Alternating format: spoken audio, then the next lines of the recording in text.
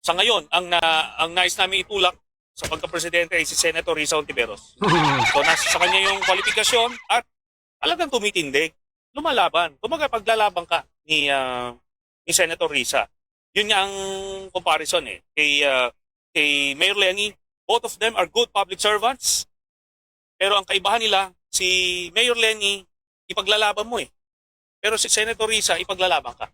Tinanggihan kasi yan, hindi kong na maging vice president. Okay. So, May picture sa hotel. 2016, 2016. So, kung ano man yung mga pinagagagawa niya, baka siguro masama yung loob niya. Okay. Kasi kung believe siya kay Digong noon, bakit bigla siyang 160 degrees? Nag-iba siya ng pananaw. Kung ang tingin niya ba talagang drug lord talaga si Digong, bakit mo pinuntahan mo at gusto mong maging vice president?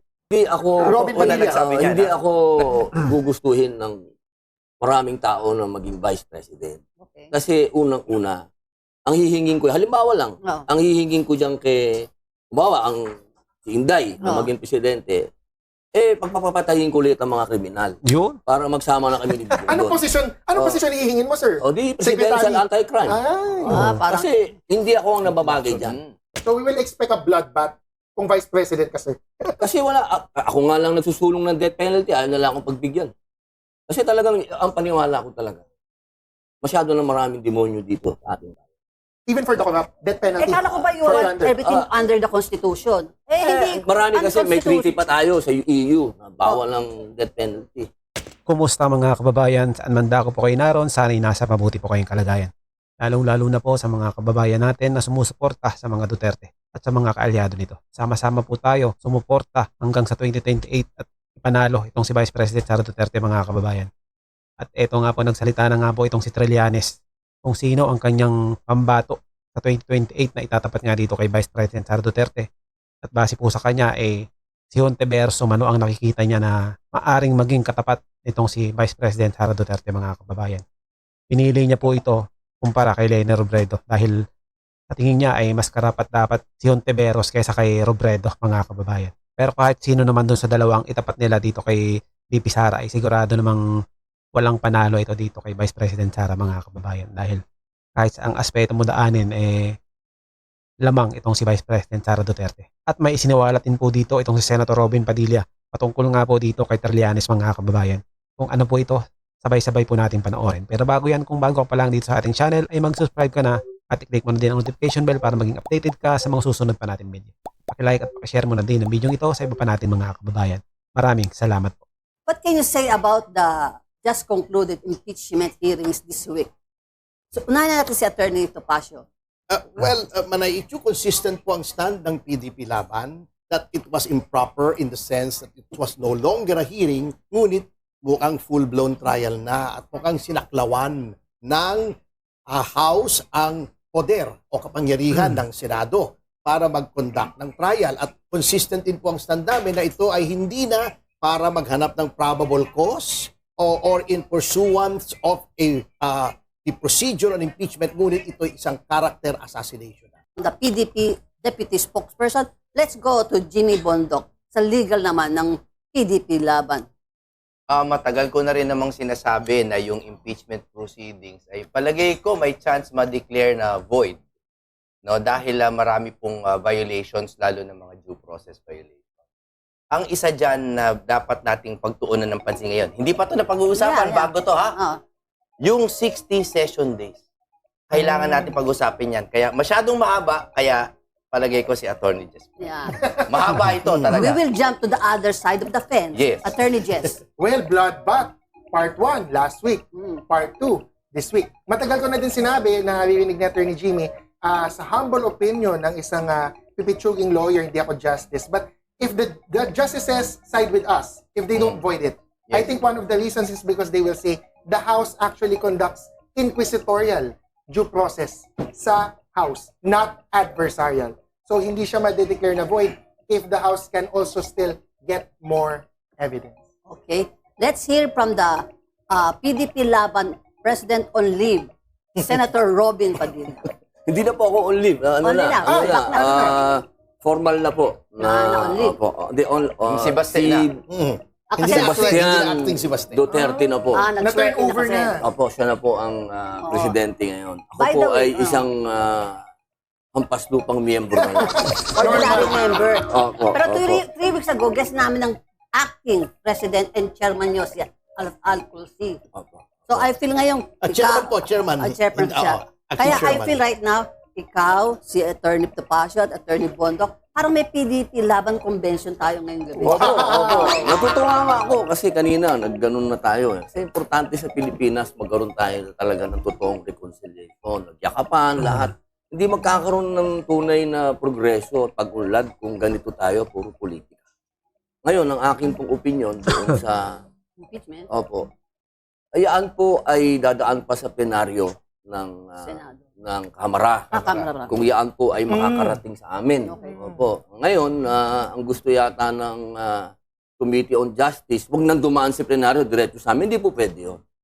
Oo, kasi parang meron silang sinasabi na merong gray line. Alam nyo, dito sa lahat ng pangyayaring ito, kung ito man ay totoo o hindi, kailangan may due process. Yan, inulit-ulit na yan ng Supreme Court. Kapag ka hindi natin dinaan sa tamang proseso at lumagtaw-laktaw na naman, kung saan-saan na naman dinaan, wala na naman pupuntahan to kundi nag-a-access tayo ng pera ng taong bayan. Pasok ang headline number 1. Headline number 1. Ex-Speaker of the House, Martin Romualdez, naglabas ng video na nagsasabing hindi siya magiging scapegoat, among other things. Ang unsolicited advice ni Yusek Claire Castro, manahimik ka na lang. Ang payo ni Auntie Claire sa dating House Speaker, patok o putok. Okay? Let's start off with Senator Robin Hood Padilla. Puto, explain yourself, sir. Karapatan ni dating Speaker Martin Romualdez na ipagtanggol din naman ang sarili. At walang karapatan din ang ating Kiko, ano ba siya? XO? Di ba? Parang ano lang siya? Yusek. Wala siyang karapatang patahimikin ng kahit na sinong Pilipino na nais magsalita at ipagtanggol ang sarili. Galing. Amen. Pasensya ka na, Senator Robin, kasi kung sa House sa Senate, pero kayong gay, kami rin meron. Kaya nga po eh. Attorney Topacio? Para sa akin ay putok for the same reasons na sinabi ng aking idol na walang karapatan ng kahit sino na sabihin, huwag mong ipagtanggol ang sarili mo. Hindi po yan ang essence ng ating democracy at ng due process. Attorney Jimmy? Very obviously na putok dahil palagay ko nagiging parang tema yata ng maraming tao lang naman sa administrasyon na parang ang hilig nilang magpatahimik. No? Pero to be a little fair kay Claire Castro, ang sabi naman niya is para hindi magkaroon ng self-incrimination ba? Para kumbaga manahimik ka na lang as legal advice para wala na siyang masabing damaging. Siguro siya muna manahimik. Kaya sa akin, putok, kasi Pero nga, spokesperson siya eh. hindi, kaya nga gusto nga natin May from our sense side, yung sinasabi. ilabas na niya lahat ng nalalaman niya dahil palagay ko marami siyang key evidence. Headline number 3. Formal nang sisimulan ng ICC ang trial laban kay dating Pangulong Rodrigo Duterte matapos i-dismiss ng Appeals Chamber ang lahat ng apela ng Pilipinas. Ang pagsulong ng ICC trial ng dating Pangulo, patok o putok? Yan. Ito gusto ko tanongin agad si Senator Robin kasi lagi sa dahig. Pero hindi ka nakapunta doon sa nung the other day. Ano po ba? Patok o putok yung ICC na sa jurisdiction ni reject yung ano? Okay. Ito pa, oh. Pero mabango ka eh. Mabango ka, Sen. Wala akong naamoy. Ito yung Mabango talaga sinasabing yan. non-communicative. Ayun. Body language. Ako yung wala akong kaamor-amor sa mga foreigner. Wala silang karapatan tayong husgahan. Yan. Ako No lang way. nag-iisa nagsasabi niya Over dito. my dead kuko. Ha? Oh, okay. Eh, paano pag nagkawakan? Both bato and bongo. Nako, Senator. yan na. Ang sabi ko nga sa inyo kanina, wag nilang gagawin sa harapan ko yun. Kasi hindi ako Sa papayag. likod mo na lang, sir. Alam mo, Mami Chu, kasi napaka-different na animal talaga ng ICC. No? Ang Okay. problema, nag-a-appeal tayo to the same body. Granted, it's a Bato different... or putok, sir? Sige, ako na ba? Siyempre, putok. Kasi we're appealing to the same body to discuss their jurisdiction. Dito po, halimbawa, sa lower court, meron kang palagay mong grave abuse of discretion amounting to lack or excess of jurisdiction, you go to a higher court. Eh, walang higher court sa ICC. So, parang sinasabi mo, pwede po niyang i-determine kung wala kayong jurisdiction? Siyempre, hindi yon. So, ang palagay ko, as a final statement, hindi pa ito nagagawa, pwede tayo mag-appeal to the UN. United Nations. Yes. Correct. Yun lang. But maybe our friend can expound further. Attorney Topacio, Well, patok o putok? Siyempre, nag-release na ako ng statement dyan kanina eh. Okay. Tungkol dyan. Oh, na ito ay expected. It is unfortunate but expected. Yeah. At kanina, guest ako sa isang talk show, sa ibang istasyon, ano? Kasama ko roon yung si Joseph Sifton, yung sa Human Rights Watch. And he was going on and on about accountability.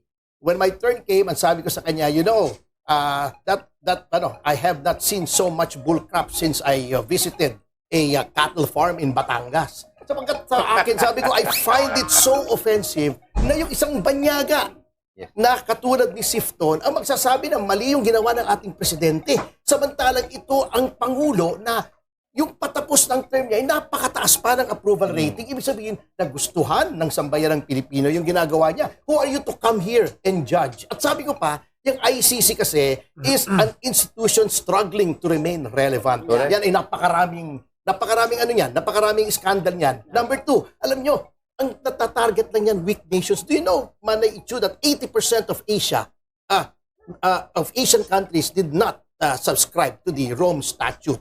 And the biggest countries, yung mga proud sa kanilang soberanya, US, Turkey, Russia, China, Wala India, ayaw nila. Bakit ka papayag na may isang body na makikialam sa internal affairs mo? Parang ininbita mo yung kapitbahay mo para yung anak mo na nagbi-misbehave, siya ang pumalo doon sa anak mo. Gagawin ba natin yon?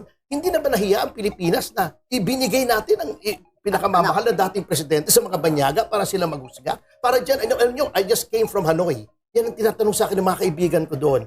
How can your officials be so shameless na yung dating leader nyo ibinigay? Kung may kasalanan siya, dito siya litisin. Okay. Attorney Topacio, yung last na nagano doon, si former Senator Trillanes, and the usual reaction, yan na naman si Mr. Fisherman sa fishing expedition. Yung iba naman, demolition man, kasi demolition. Kaya, ano ang sa yung take on that, Trillanes? How do you call that? Replay. Well, just 2 words. Yeah. Antonio Trillanes. That says it all. Bakit ba siya kay Trillanes? For I us, was expecting. that's music to our ears. Oh, why? Antonio Trillanes. Kasi 2016 pa yun ang sinasabi niya. Oh. Wala naman siyang napatunayan. So it's the same thing over and over and over again. It's like the boy who cried wolf. Wala nang naniniwala sa kanya. So para sa akin, the fact that you had to summon Trillanes means that you are scraping the bottom of the barrel. Wala na bang iba? Trillanes, Madriaga, alert! Diba? Of course, I have to defend Okay. Senator Trillanes, di ba? Oo. Sa akin naman, just to give the counter review, he's vindicated, di ba? Napatunayan. Kasi noon, hindi ma-confirm yung kanyang mga records na dala-dala, sabi niya from AMLC. Ang ginawa ni PRRD noon, sinisante ang Deputy Ombudsman, kahit in my opinion, sorry sa Supreme Court, walang power dapat ang presidente na mag-dismiss ng Deputy Ombudsman, si Melchor Carandang. But dinismiss. Ngayon, kinonfirm ng AMLC na nagmamatch ang records, 18 transactions, nagmamatch. Ang nagmamatch yung amounts and transactions and The dates. dates. Pero Yes. not the, ayaw nilang magsabi. But the fact that the amounts match means may amount na pumasok. Yun nga ang problema, di ba? Yung Attorney Jimmy, parang may nakita problema doon. Hindi, ang hindi kasi pinag-uusapan parati.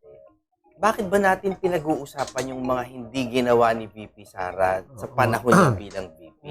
Kasi nga, hindi nga impeachable offense. Sinabi na nga sa GR number 278353 May na salin, di ba? Salin ang pag-usapan doon. hindi. Pero we should first clear the table, tanggalin lahat ng mga pinag-uusapan ni Madriaga sa campaign, nagpalitan sa NOMO, etc. Before 2022. Walang kinalaman eh. And it has been decided by the Supreme Court. Ang tigas ng ulo nila, panay sila balik doon. Now they say it is to establish motive or whatever. That's immaterial. Pinag-uusapan kung impeachable offense ba yung ginagawa. Okay? So doon tayo sa salin, di yun ang pag-usapan nila. Attorney Topacio, doon sa salin na sinasabi na ni-insist ni Trillanes, hindi siya na-declare that's violation of betrayal of public trust. Well, you first have to show na dapat may i-declare na hindi dapat i-declare. A SALED is just that. Ngunit alam nyo, tulad na sinasabi ni kasamang Jimmy, they will ignore all of these rules. Why? Because they want to convert yung hearings doon sa House Justice Committee into a platform for character assassination. So, wala yung pakikinggan. Sinabi ko nga sa isang forum, sabi ko, huwag na tayong magbulahan pa. May probable cause yan. May probable cause yan. Kahit anong mangyari, pagbalik-balik Meron rin na. mo man, ang building ng Batasang Pamansa, there will be probable cause. They will find They will probable find cause. probable cause. Hinahabaan lang nila para maging bully pulpit. At that is the truth. That's sina Luistro, sina De Lima, napakapangit nung ginagawa nila. Doon sa... Pinumplit yung sentence. Oo, kasi... Kaso, di ba, attorney, si Supreme Court mismo nagsabi, give due process. Magka-hearing dapat sa House. Kasi last year, fast track namin eh. Oh. Ngayon, nagbabagal sila. Due process is not necessarily an extended trial because if you use the context of a hearing to destroy a person, that is already violation of due process because you are prejudicing the Senate. The exclusive prerogative to try belongs to the Senate. Hindi na sila nahiya kay Senator Robin. Ang gwapo-gwapo, pangungunahan mo. Huwag Senator naman ganon. Judge. Ano gagawin ko? Balik natin kay Trillanes na. Okay. Saan na sila nakarating eh. Oh, sige. Hindi pa ako nagsasalita. Trillanes sila. Oh, sige. Kinilihan sa dati ang... Na pinuntahan ni Senator, sorry, I have to mention, naalala ko talaga sa memory ko, pumunta kayo ng Senado. Hindi pa kayo senador. Pumunta kayo sa Senate parking lot. Tapos Arestuhin ko siya. Bakit? Bakit? Meron siyang warrant noong panahon na yun. Citizen's arrest. On what? Magaling si Senator Tito Soto. Hindi ako pinapasok eh. Oh. naka-Facebook live siya noon. Oh. Sabi Hindi ko, matandaan. refresh my memories, please. Pero doon muna tayo sa ano. Umpisa muna tayo doon sa... Eh, yun na Pareho kami pinagugatan ng eskwelahan yan ha. Pareho kami Siena College. Magkaklase kami yan. Siena College. Siena College. totoo ba? Babae Totoo yun? yun. Totoo yun. Kahit itanong sa Magkabatch kayo or lower year? Magkabatch kami. Magkabatch. Same batch. Imagine that. Same. Magkaano kami. Kaya yung sinasabi, balikan natin yung history. Tinanggihan kasi yan ni Digong na maging vice president. Okay. So, May picture sa hotel. 2016, 2016. So kung ano man yung mga pinagagagawa niya, baka siguro masama yung loob niya. Okay. Kasi kung believe siya kay Digong noon, bakit bigla siyang 160 degrees? Nag-iba siya ng pananaw. Kung ang tingin niya ba talagang drug lord talaga si Digong, bakit noon pinuntahan mo at gusto mong maging vice president? Tsaka sa record niya, talagang demolition man siya talaga nung panahon din Military man kasi ni Binay. Hindi lahat ng military ganun. Hindi lahat ng military ganun. Kasi ako kahit military, ako, heart by heart. So, yung sinasabi ko lang, ginawa niya yan kay Binay nung number 1 si Binay noong tatakbong presidente. Ganon din ang ginawa niya. In tandem with Senator Alan Peter. So, talagang hindi naman siya humiwalay sa karakter niya. Yun talaga siya. Consistent. Consistent naman siya. Talagang may pangarap siya. Siguro. Gusto ko mabalik yung nasabi ni Attorney Jess na may nakaraan kayong dalawa. Wala naman kasing pag-ibig ng nakaraan.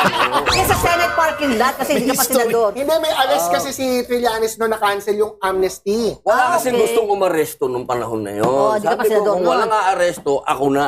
Okay, citizen's arrest. Opo. Senate parking lot. Ano naman yan Ano naman yan?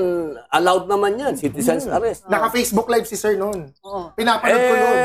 Ang sabi ni Trillanes, bakit daw para akong bata? Ang sabi ko, ikaw ang bata, bakit ka tago ng tago? Nakikipagtaguan ka sa akin. Yun ang history namin dalawa. Okay.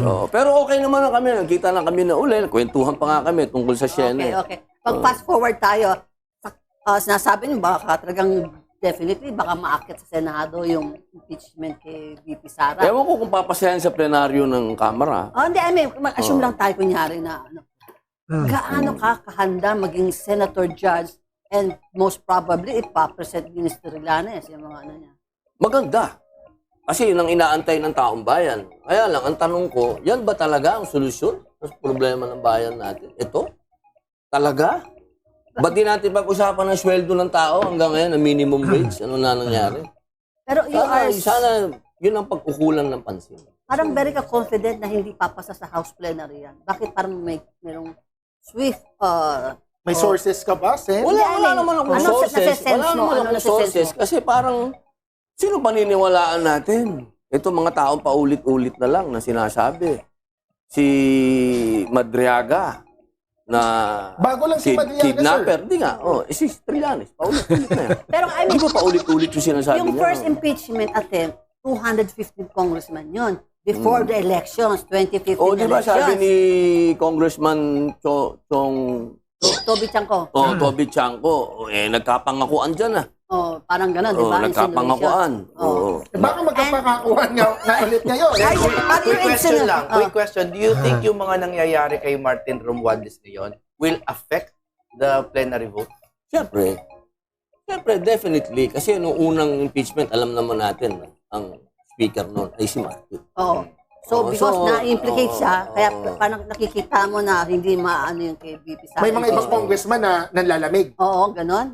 Kaya kami Di ba parang ganun na? Di ba parang ganun na? Meron na Wala na kasing pera eh. Na ipang susuhol. Di umano. Naubos na. mga grupo na nagsasabi na hindi naman credible si Madriaga. Meron na mga ganun eh. Hindi naman to Kaso 105 lang kailangan nila, Sen. 105. Tingnan natin kung baka 105 sila. Tatanong ko kay Senator Robin. Kasi lahat to politika, tandaan Yeah, nyo. politika to ha. The last time, may 45 congressmen from PDP, Laban, and Lakas jump to the Partido Lagi Federal naman ng Pilipinas. Oo nga. Pero I mean, Lagi naman ganun Kaya pag eleksyon. Hindi naman malapit nabago. na kasi eleksyon. Oo. Diba? Malapit Opo. na eleksyon. So, pupunta na sa administration party. Ang Senator Robin Hood Padilla, medyo nababalitang siya yung unnamed vice presidential candidate na inihintay ni VP Sara. Gusto ko lang i-claim, Mami Chu, na ako ang unang nag-post yan sa Facebook. Wow!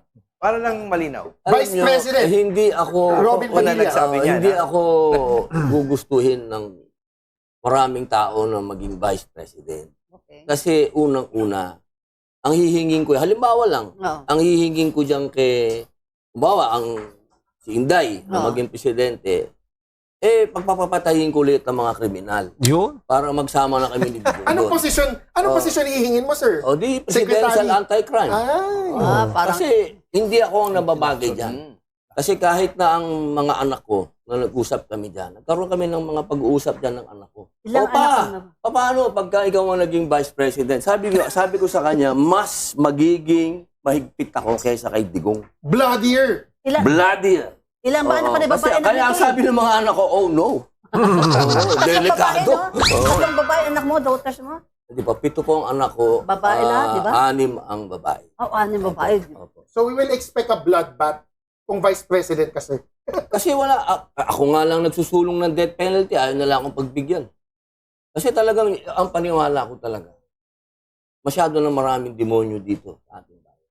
Even for the corrupt, death penalty. Kala ko ba you For want plunder. everything under the Constitution? Hindi. Marami kasi may treaty unconstitutional. pa tayo sa EU na bawal ng death penalty. Marami tayong pinasok na treaty for the sake of economic reason. So pagka layman's term, kanto term, ibig sabihin lagay yun. Nalagyan tayo para hindi tayo sumang-ayon dyan sa death penalty. Pero mga mahal kong kapatid, sa history pa lang ng bansang ito, may death penalty na tayo. Wala pang mga kolonyal dito, may death penalty na tayo. Pala naman yung mga lakandula niya, ano. Opo. Anyway, bakit ikaw na balita sa bilyonaryo yata sa politiko, na binenta nyo yung Padilla Museum? Binebenta ko po. Oo. Saan Opo, ba yung binebenta Padilla ko. Museum? Ano po yung bahay namin yun? Ancestral. Sabi ko, Opo. sa Bicol. Di po, dito po sa Quezon City, sa Fairview. Ba't nyo binibenta, sir? Kasi alam nyo, matagal ko nang 2010 pa nung naging labi-dabi kami ni Mariel, gusto ko na talagang mag-retire. Okay. Gusto ko na talagang magpunta sa abroad. Nagpunta na nga kami ng Netherlands, ng Germany. Nabot So ka ito na ngayon, ng indulto dun, 2028, gusto ko nga si Jimmy na maging senador. Kasi talagang para sa akin, kung hindi natin mababago ang sistema ng gobyerno sa Pilipinas, Tama na. Retire ka na. enjoyin ko na lang yung asawa ko, ano na lang ako sa mga anak ko. Kasi Retire from hindi ako politics. naniniwala sa sistema na to. I'm sorry. Patawarin niyo ako, hindi ko nakikita ang future ng sistema na to. Saan ka mag-retire, sir? Well, If ever. Di ba sa Ang gusto Iceland, ko sa Brunei. napag-usapan natin, Brunei. Brunei. oo, ayaw ng asawa ko doon. Mainit doon. Kasi nagpunta na kami. Ano na kami. Nag-ocular na kayo. Oo, totoo. Ayun. Punta na kami. Sa Iceland, napag-usapan natin dati. Ay, eto ngayon, sabi ni Mariel, o sige, kung gusto mong matahimik tayo sa Iceland, nagpunta kami ng Iceland. Oo. Ang mahal, pare. Kaya napunta doon sa usapin na ibebenta ko yung bahay. Kasi para maka-afford As a retirement namin. fund. Ma-afford namin. Thailand. Magandang Thailand. Malapit lang. Teka Ayoko muna. sa Thailand. Iba Oo, baka speculation sakalin ko ako eh. ng asawa ko doon. Iba speculation ko eh.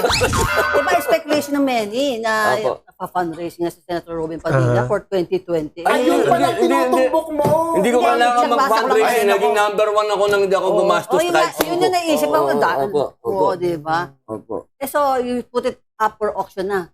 Opo, maraming lang nakakatuwa, maraming nagbibid. Pero gusto ko kasi dollars. Sabi ko, kung babayaran niyo ako dollars kasi wala akong tiwala sa pesos. Mamaya kung siyang pagaling. Oh my God. Anyway, Pababa na din, sir, ang dollars Okay ngayon. lang, basta wag lang galing sa flood control. since na pinag-uusapan natin ng future, let's start with Senator Robin. Naaliw ko kay Senator Robin. What will happen next week? Oh, Sa ano iyong nakikita? crystal ball. Next week, Oh, whatever. Kung how, Sa politika. Opo. teleserye na talaga ang politika natin next week. dahil magpapatuloy yung impeachment. Impeachment, tapos I see.